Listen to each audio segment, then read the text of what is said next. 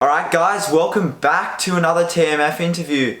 Awesome, today on the show I've got filmmaker from Avalon Beach, Australia. You may know him, Spencer Frost. Thanks for having me, dude. Yeah, good to have you on the show. So we're going to talk a lot today about Spencer's journey over the years with his filmmaking, some of his past films he's made, a few icy ones. Yep.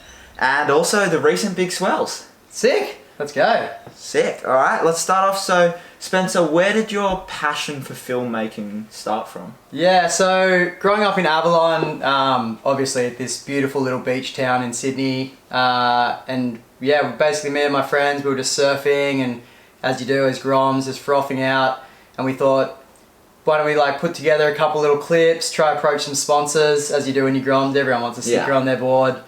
And then that kind of turned into me slowly filming more than surfing. It seems like every time there was a big swell, I'd be picking up a camera and I wouldn't be surfing, or I'd be chasing waves, and then I'd just end up filming because it was kind of something I was super passionate about, and then eventually it turned into my job. So you started off doing some drone work too, didn't you? Yeah. So I started, I think I was potentially one of the first people in Australia, that might be a big claim, to be filming surfing with a drone.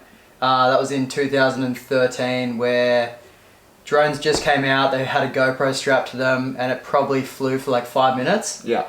You couldn't see what you were filming, you just had to watch the drone. It was like very new technology. I got a bunch of cool clips and it was kind of featured on a few websites and surf media and everything. And then I crashed that drone. It was heartbreaking. Yeah, devastating. Lost a couple of grand worth of gear. Got a loan off my dad, I think, invested again, got better gear, and then that just slowly turned into getting some more aerial work. So what type of cameras are you using today to film? At the moment, I'm using a platform called Red Digital Cinema, which is this camera behind you actually, which is basically like a cinema studio camera. Yeah. Not really made for filming surfing, but it's what I use, and it makes amazing pictures, obviously.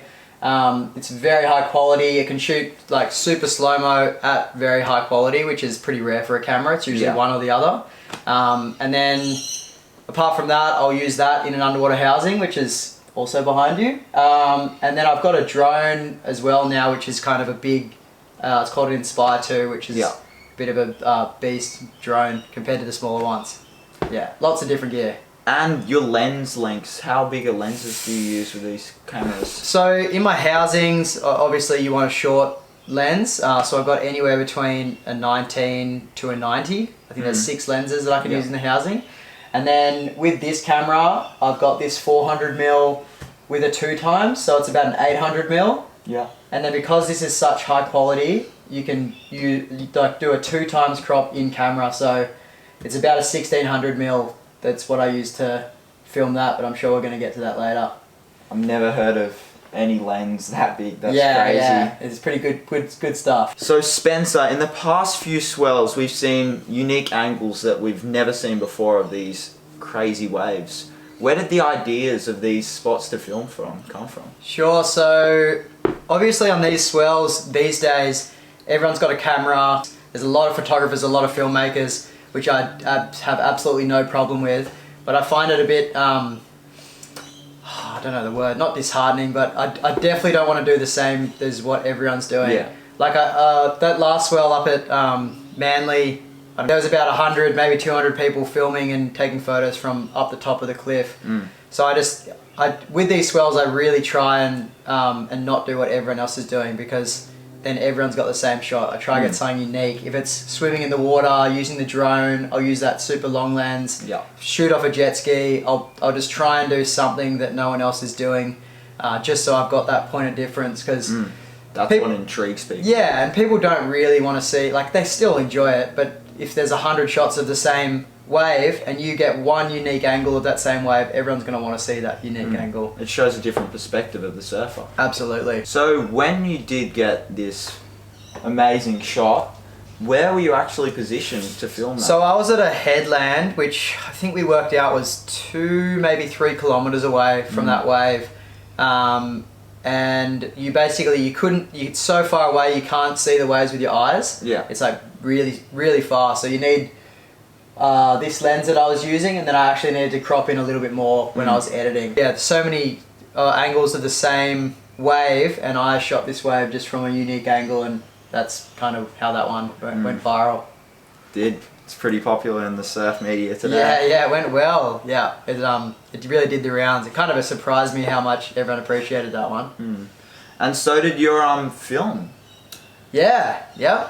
So I made a film called The Corner of the Earth, which basically was 2 months up in the Arctic and Northern Europe in Ireland and Scotland.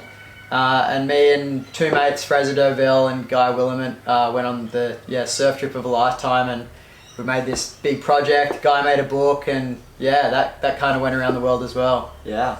If anyone wants to check out that film, it's on iTunes, isn't it? Yeah, it's on pretty much iTunes, Vimeo, Garage, Prime, Fever, all the sites. Yeah, it's done well. How was that experience being immersed in that icy cold environment? Oh, it was like nothing I've ever experienced. It was like so rogue and cold and wild, and we came back to Australia like we couldn't believe what we just experienced. Basically, it was we really had to throw ourselves out of our comfort zones, and it was incredible. Yeah, if anyone wants a life-changing trip, I'd go up to the Arctic on a surf trip. It's amazing. How did your cameras handle those conditions?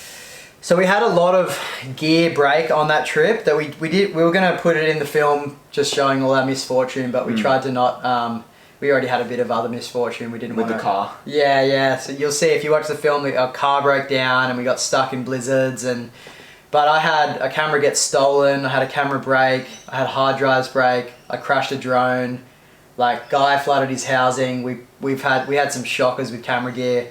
The cold really affects the batteries, so it probably lasts about half as long, and then just because it's so rogue and windy and wild, like you just expect gear to break, but we ended up coming out of it, and we made a film, and it was good. An awesome end product.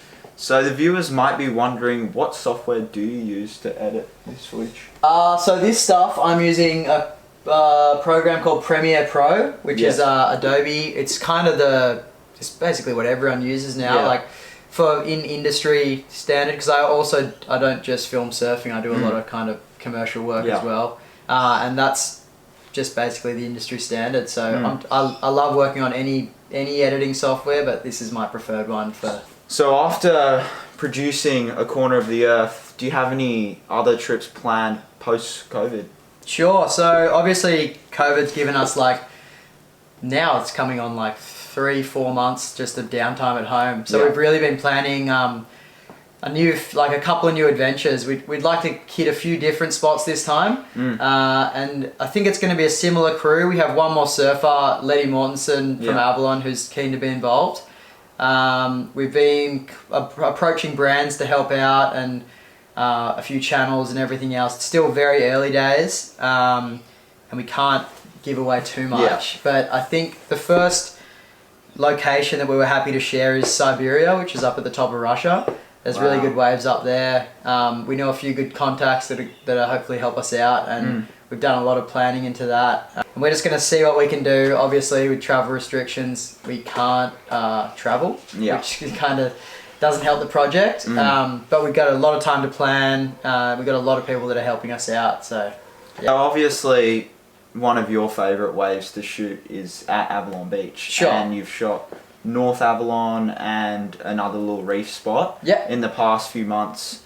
Where did the ideas of shooting different angles of these spots come from? Because it's not just at Manly that you've shot these different angles. For sure, I think Manly came from my inspiration from shooting back at home at Avalon. Same thing at Avalon. They're all my closest friends, but there's a lot of photographers and filmmakers that are just shooting at Avalon anyway. And once again, I really don't want to do the same thing that everyone's doing. So I try and try and get creative. Same thing if it's swimming in the water when no one's swimming there. Shooting from land with a super long lens, looking straight into the barrel, because I think that's a good perspective. And it's hard to get a lot of the time. which is what I did with that O'Neill clip we worked on. I just tried Yeah. to get kind of new and unique angles and yeah, make all my friends that were surfing look good. So there's a lot of planning that has to go into chasing these swells, and a preparation is not just with the camera gear and all your wetsuits and stuff to go in the water. You have to look at the swell forecast. What do you normally look at to prepare? Sure, so we've got a bunch of different sites, like a few mates and me, we're all in a group chat and we're talking about the swells. You obviously got to check the swell direction, swell size, the wind, and then also the wave periods, and then the highs and low tides. So there's probably 5 websites that I'll look at for all of them, and then we'll kind of make a judgment on how big the swell is going to be. There's actually a swell coming this week, which is a bit of a cyclone that's swirling, and it keeps coming closer and further away from the coast. So the closer it gets, the smaller it's becoming, and then it will move further away and it's getting bigger, the swell. So we can't really forecast something like that. It's just whatever's going to happen is going to happen. How do you feel swimming in those huge waves sometimes on those swells with camera gear?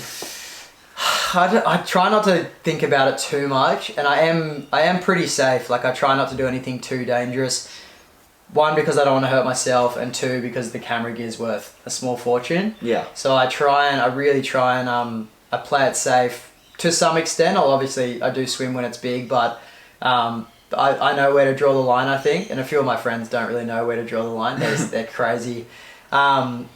But I do pretty good. I'm a pretty good swimmer. I've surfed my whole life. I've swum my whole life. I think it's just totally just don't freak out, no stressing out, like just remember to breathe. That's great insight into a topic like that, because it seems very frightening being one of those water photographers out there in those cells. Yeah, sometimes it's more scary being the surfer. Yeah. Because you know you have to go the waves. It is. Anyway, thanks for being on the show. It was a pleasure to have you. Thanks, dude. Thanks for having In me. your crib, it was good. Love it. Anyway, guys, thanks for tuning in. Hope you enjoyed this one. Make sure to subscribe and comment down below if you enjoyed, and give us some thoughts. Thank you.